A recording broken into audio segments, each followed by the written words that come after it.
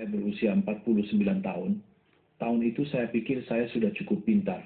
Saya mulai berinvestasi sejak 1962.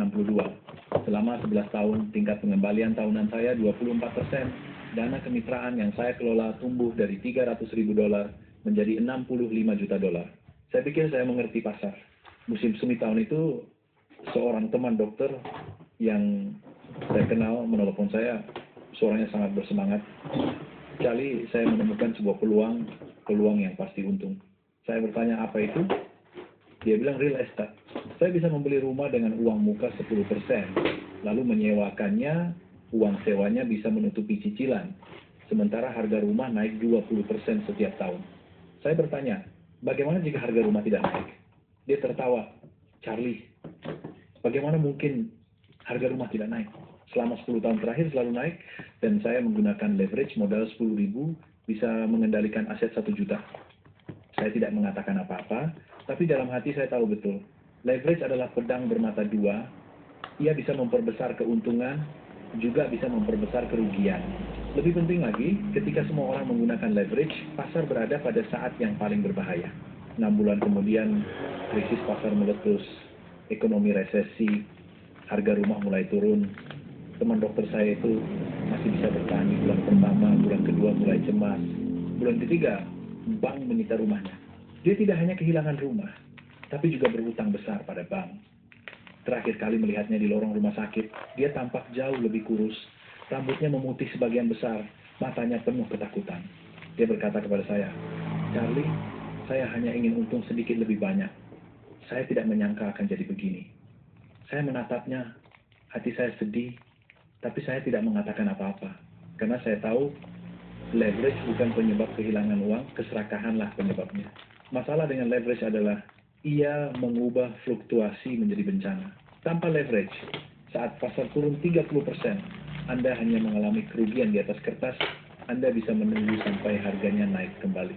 Tapi dengan leverage, pasar turun 30%, Anda mungkin sudah terkena likuidasi paksa forced liquidation, Anda bahkan tidak punya kesempatan untuk menunggu. Itulah sebabnya, sebelum setiap kehancuran, penggunaan leverage akan mencapai titik tertinggi dalam sejarah. Sebelum 1929, perdagangan margin merajalela. Orang membeli saham dengan 10% uang. Sebelum 2008, rasio leverage bank investasi mencapai 30 kali lipat. Modal 100 bisa mengendalikan aset 3.000. Ketika pasar berbalik arah, leverage ini berubah menjadi spiral kematian. Jadi prinsip saya sederhana. Jangan pernah meminjam uang untuk investasi. Bukan karena saya konservatif, tapi karena saya ingin memastikan saya bisa bertahan sampai akhir. Karena dalam investasi, hidup lebih lama lebih penting daripada berlari cepat. Sinyal ketiga, hal-hal rumit mulai menjadi populer. Tahun 2005, saya berusia 81 tahun. Suatu hari, di rapat pemegang saham Berkshire, seorang pemuda bertanya kepada saya, Tuan Munger, bagaimana pendapat Anda tentang CDO? Saya bertanya balik, apa itu CDO? Dia menjelaskan panjang lebar tentang obligasi utang yang dijaminkan, struktur bertingkat, diversifikasi risiko. Saya mendengarkan lama tapi tetap tidak mengerti. Akhirnya saya berkata, jika saya saja tidak mengerti, berarti benda ini pasti ada masalahnya. Warren di sebelah saya tertawa, dia berkata, Charlie benar, dalam investasi, jika kamu perlu menggunakan kalkulator, maka benda itu tidak boleh kamu sentuh. Pemuda itu tidak setuju, dia merasa kami sudah tua, tidak mengerti hal baru. 3 tahun kemudian, krisis keuangan 2008 meletus, CDO, CDS, MBS itu, semua instrumen keuangan rumit ini meledak. Seluruh sistem keuangan hampir runtuh. Mengapa hal yang rumit itu berbahaya?